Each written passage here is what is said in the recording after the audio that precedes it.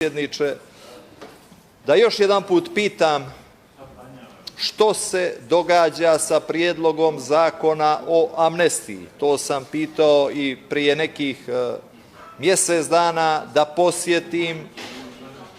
Preko 16.000 građana ga je potpisalo.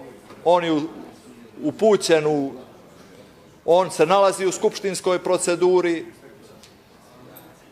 Obećano je da će povodom 10 godina od obnove nezavisnosti doći do amnestije.